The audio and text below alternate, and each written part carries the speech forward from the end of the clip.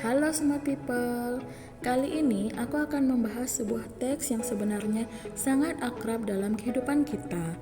Sebelum kita membeli sebuah buku atau menonton sebuah film, biasanya kita mencari dahulu ulasan mengenai konten yang akan kita tonton. Baiklah Smart People, jangan berlama-lama lagi, mari kita bahas materinya. Karakteristik teks resensi. Resensi merupakan sebuah teks yang berisi pertimbangan atau perbincangan tentang keunggulan atau kelebihan dan kekurangan atau kelemahan sebuah buku baik fiksi maupun non-fiksi, film maupun pementasan drama. Dalam resensi juga memuat menarik tidaknya tema dan isi konten, kritikan, serta dorongan kepada halayak perlu tidaknya konten tersebut disimak. Seperti yang telah disebutkan di atas, teks yang bisa diresensi bisa berupa buku, baik fiksi maupun non-fiksi, cerpen, film, drama, pementasan teater, pembacaan puisi, dan lain sebagainya. Adapun 5 jenis resensi, yaitu yang pertama, resensi deskriptif. Resensi deskriptif adalah resensi yang membahas secara detail setiap bagian atau babnya. Yang kedua, resensi informatif. Resensi informatif adalah resensi yang isinya hanya berupa informasi mengenai hal penting dari keseluruhan isi buku secara umum. Yang ketiga, resensi evaluatif. Resensi evaluatif adalah resensi yang menyajikan penilaian presensi tentang isi buku atau hal-hal yang berkaitan dengan buku. Informasi tentang buku hanya dijadikan sekilas, bahkan dijadikan sebagai ilustrasi. Yang keempat, yaitu resensi informatif evaluatif. Resensi informatif evaluatif yaitu resensi yang memuat perpaduan dari 2 jenis resensi tersebut. Resensi ini di samping menyajikan secara ringkas buku dan hal-hal yang penting yang ada di dalam buku, resensi ini dinilai paling ideal karena bisa memberikan laporan yang lebih lengkap dan memadai. Yang kelima yaitu resensi kritis. Resensi kritis yaitu resensi yang berbentuk ulasan detail dengan metodologi ilmu pengetahuan tertentu. Isi dari resensi biasanya kritis dan objektif dalam menilai isi buku. Baiklah Smart People, selanjutnya yang akan kita bahas adalah apa sih perbedaan antara resensi dengan sinopsis? Nah, resensi adalah ulasan lengkap mengenai sebuah buku atau film yang telah disimak, sedangkan sinopsis merupakan ringkasan atau gambaran sekilas dari suatu karya seperti buku atau film. Yang kedua, resensi juga sering kali dibuat sebagai untuk keperluan diskusi atau kegiatan ilmiah lainnya, sedangkan sinopsis dibuat secara singkat, akan cukup menggambarkan tokoh atau alur dan hal-hal lain yang terkandung dalam karya tersebut. Selanjutnya, resensi bisa mengupas tuntas hingga motivasi karakter, sebab akibat alur, bahkan pemikiran penulis, yang mana hal-hal tersebut tidak akan dijelaskan di dalam sinopsis, sedangkan sinopsis hanya sebatas pada deskripsi alur. Selain itu, resensi juga menjelaskan suatu karya secara lebih mendalam. Meskipun begitu, resensi juga memiliki kesamaan dengan sinopsis. Keduanya tak akan mengungkapkan jalan cerita secara mendetail, sebab hal ini bisa memicu hilangnya rasa penasaran dari pembaca atau penonton.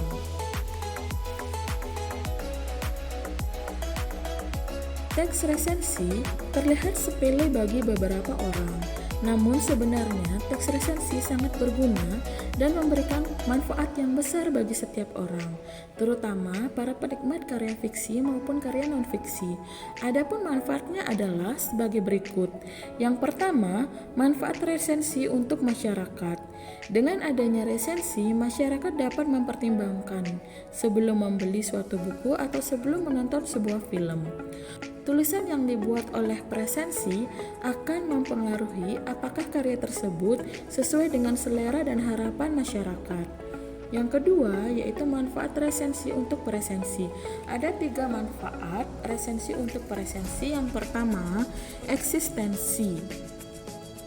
Peresensi dapat berkarya dengan mengulas suatu buku, memberikan penilaian yang objektif, serta mempengaruhi pembaca agar mereka membaca buku tersebut atau menonton film yang telah diresensi. Resensi merupakan media agar tulisan dapat dikenal secara luas.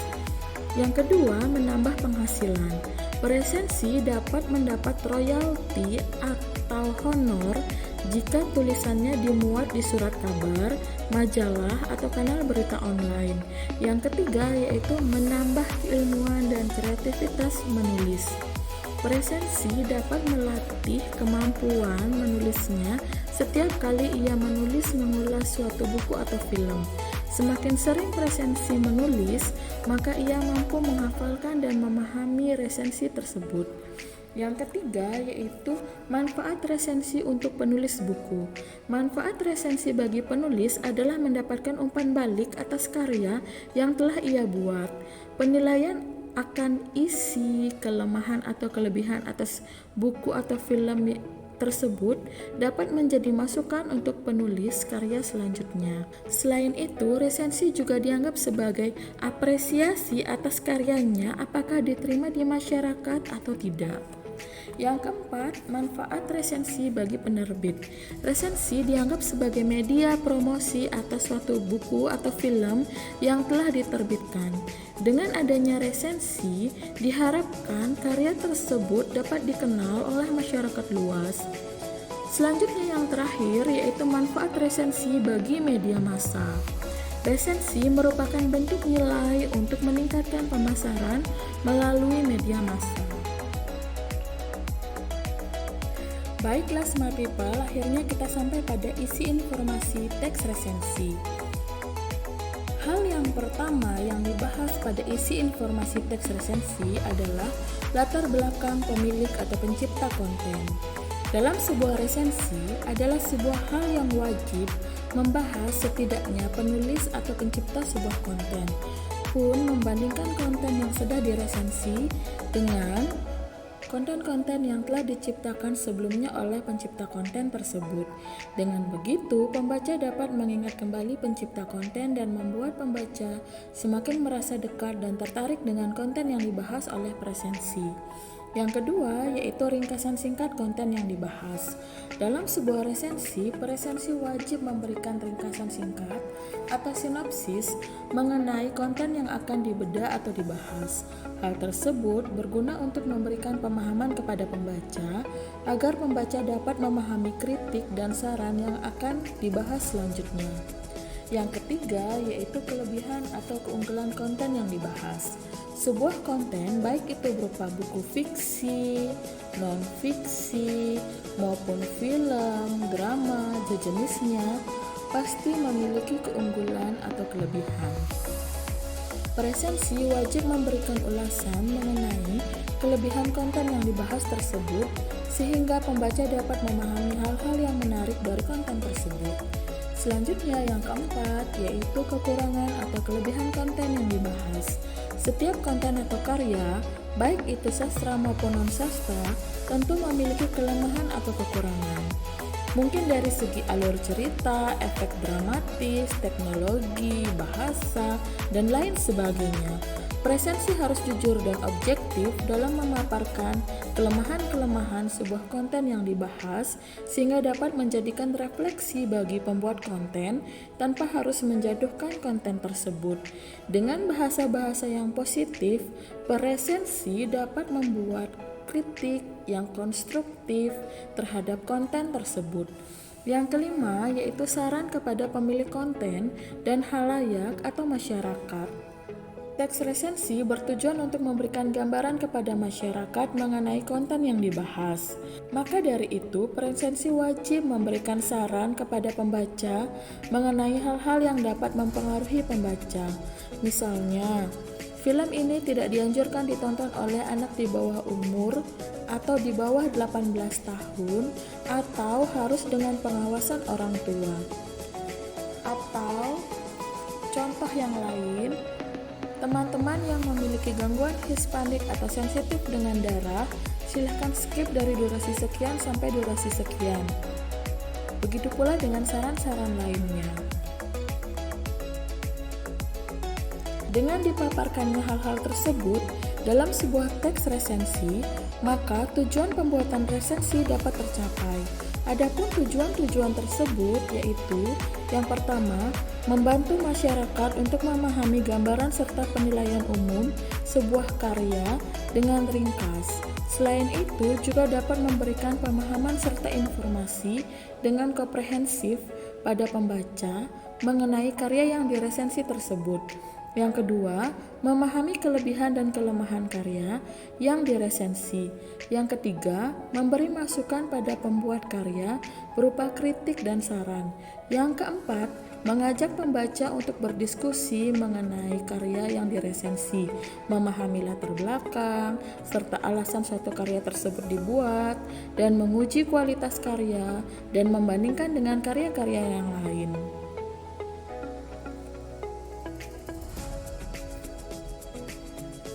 Baiklah Smart People, kita sudah sampai pada topik selanjutnya yaitu sistematika teks resensi. Sistematika yang pertama pada sebuah teks resensi adalah judul. Judul merupakan struktur dari resensi yang paling penting dan menentukan apakah resensi dari suatu karya itu menarik atau tidak hanya dari satu kalimat saja. Banyak kesalahan yang dibuat peresensi, yakni mereka menulis judul resensi sama dengan judul buku yang diresensi. Jadi, saat membuat resensi, terdapat dua jenis judul yang harus diperhatikan. Yang pertama, buatlah judul yang menarik terkait konten yang akan diresensi. Judul yang kedua adalah judul konten sebagai identitas konten yang akan diresensi. Judul konten yang satu ini tidak boleh diutak-atik karena merupakan identitas dari konten tersebut. Selanjutnya yang kedua, data konten. Konten ini misalnya buku, film, teater, pementasan, yang lain-lain. Jadi, struktur resensi yang kedua adalah data konten. Terdapat beberapa poin penting yang harus dipenuhi untuk mencantumkan identitas konten. Poin tersebut meliputi judul buku, nama penulis, yang diresensi, tahun terbit atau tahun produksi, tahun terbit buku kalau itu berupa buku, atau tahun diproduksi kalau itu berupa film dan sebagainya. Lokasi diterbitkan, ketebalan buku atau durasi film, serta harga buku atau harga film. Selanjutnya yang ketiga yaitu pendahuluan. Dalam menulis suatu pendahuluan, suatu resensi harus bisa membuat pembaca merasa tertarik. Penulis bisa membahas sesuatu yang sedang tren saat ini, kemudian menghubungkannya dengan judul buku yang diresensi. Buatlah diksi yang menarik dan memberikan wow efek agar pembaca tergelitik untuk membaca resensi yang akan dibahas. Tidak perlu terlalu panjang, cukup 1-2 paragraf yang membahas informasi menarik. Kemukakan masalah lalu solusi yang terdapat pada konten atau buku atau film yang akan diresensi. Dengan begitu, pembaca akan merasa bahwa konten itu cukup relate dan pembaca tidak sadar sedang digiring untuk membaca konten tersebut atau menikmati konten tersebut secara utuh. Terlepas isi konten sesuai dengan kebutuhan pembaca atau tidak, namun resensi dinilai berhasil apabila mampu mengajak pembaca untuk ikut mengulas konten tersebut hingga tuntas. Yang keempat yaitu tubuh dan pernyataan resensi. Pada poin inilah adalah poin yang paling penting dalam suatu resensi. Di sini presensi tidak perlu berbahasa basi, dikemukakan informasi buku secara singkat, padat, dan jelas. Penulisan sinopsis harus merupakan tulisan asli, bukan ulasan yang ditulis dari pihak penerbit. Jangan terlalu banyak berbahasa basi pada bagian ini, karena pembaca akan bosan dan mereka tidak menemukan informasi yang mereka cari. Pada bagian tubuh, resensi bisa mengemukakan opini mengenai konten tersebut, apa kelebihan dan kekurangan dari konten tersebut, Sertakan pula kutipan singkat atau penggalan konten yang dirasa menjadi selling point dari karya tersebut. Tolak ukur resensi yang berhasil adalah saat dimana pembaca tertarik akan resensi yang dibuat. Gaya bercerita presensi yang informatif sekaligus persuasif bisa menjadi selling point dari suatu resensi. Jika buku atau film yang diresensi ternyata menarik animo masyarakat, sudah berarti resensi tersebut sudah memenuhi standar. Jangan lupa penulis menulis kekurangan dalam suatu resensi. Jangan takut dicekal. Tuliskan opini apa adanya terkait kerangka, tinjauan buku atau kesalahan cetak pada suatu buku. Jika sedang membahas film, kemukakan plot atau kekurangan yang sifatnya teknis. Selama kekurangan yang dikemukakan bersifat objektif dan bukan bermaksud menjelekkan atau menjatuhkan, opini dari presensi penting adanya. Yang terakhir, yang kelima, yaitu penutup. Pada bagian kesimpulan, tuliskan dalam ringkasan karya dengan bahasa yang singkat, padat, dan jelas. Pada bagian ini, berikan diksi yang sifatnya persuasif agar pembaca tertarik dan melabuhkan hatinya untuk membeli karya tersebut. Tentu saja, ajakan harus bersifat logis dan objektif. Jangan berlebihan, apalagi memaksa pembaca dengan kalimat yang terlalu frontal. Jadi, bagaimana Smart People? Apakah kalian sudah memahami teks resensi? Aku harap sudah ya Smart People. Silahkan komen di kolom komentar jika ada hal-hal yang sekiranya masih belum jelas dari penjelasan-penjelasan yang sudah aku jelaskan. Terima kasih telah menonton. Jangan lupa like, subscribe, dan share sebanyak-banyaknya video ini. Bye-bye.